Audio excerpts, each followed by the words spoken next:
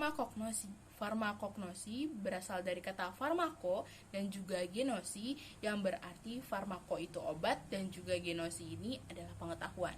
Sehingga farmakognosi merupakan pengetahuan yang mempelajari tentang obat yang berasal dari bahan alam, ya terkhusus dari tumbuhan, hewan, dan juga mineral.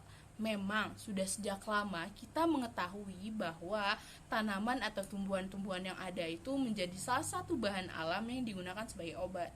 Lalu bagaimana sejarah dan perkembangannya farmakognosi ini? Jadi, sejarah farmakognosi ini dimulai pada tahun 1800 Masehi, di mana farmakognosi ini berfokus melakukan identifikasi spesies tanaman, kemudian klasifikasi taksonomi, mempelajari morfologi, dan juga penggunaan bahan-bahan alami untuk pengobatan penyakit. Kemudian seiring berkembangnya zaman, farmakognosi juga ikut berkembang, di mana farmakognosi ini berkembang pesat pada abad 19 pertengahan, yaitu sudah mulai membahas mengenai hal-hal lain, namun belum sampai ke analisa kualitatif dan juga analisa kuantitatif. Adapun tonggak dari sejarah farmakognosi modern ini dimulai dengan pemurnian tunggal.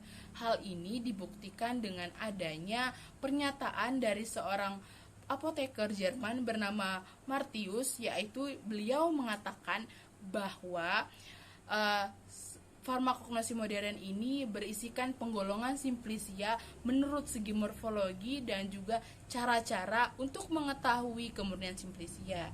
Dalam sejarah ini, apa aja sih penemu-penemu yang udah dilakuin untuk mengetahui khasiat zat-zat dari tumbuhan? Nah, ada salah satu orang Prancis, yaitu Raphael Pire, yang menemukan zat salisin dari kulit kayu salik SPP. Lalu apa gunanya? Gunanya dari zat salisin ini sebagai analgesik, pereda nyeri yang menghilangkan rasa sakit dari cedera maupun penyakit. Jadi, sejarah dari farmakognosi ini di dunia sangat berkembang pesat sekali hingga saat ini. Sejarah farmakognosi di Indonesia. Pengobatan tradisional di Indonesia diperkirakan berasal dari Surakarta dan juga Yogyakarta di Jawa Tengah. Salah satu berkembangnya farmakognosi di Indonesia adalah dengan munculnya obat-obatan seperti jamu. Jamu juga berasal dari Keraton Surakarta dan juga Yogyakarta. Status jamu ini baru mulai membaik sekitar tahun 1940 dengan Kongres Kedua Dokter Indonesia, yang dimana diputuskan bahwa pengobatan tradisional di Indonesia sangatlah dibutuhkan.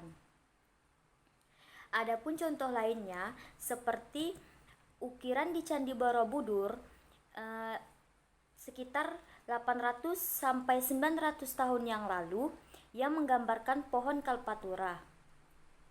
Nah, beberapa bagian dari pohon tersebut bisa dijadikan sebagai obat tetes mata. Ada juga contoh tertulis lainnya seperti serat centini. Serat centini ini ditulis sekitar 1914 dengan perintah putra mahkota Kerajaan Surakarta, yaitu Adipati Anom Amangkunaraga III. Meskipun banyak berisi tentang informasi dan saran yang bersifat umum, perawatan medis ini juga sangat baik di Jawa kuno. Isi dari serat centini ini adalah menjelaskan tentang beberapa bagian sediaan yang sekarang masih dikenal. Contohnya seperti tapel dan juga parem. Tapel sendiri berfungsi sebagai meredakan perut kembung, dan juga parem yang berfungsi sebagai meredakan pegalinu. Contoh terakhir yaitu pilis yang berfungsi sebagai mengatasi rasa pening serta gangguan pada mata yang kabur.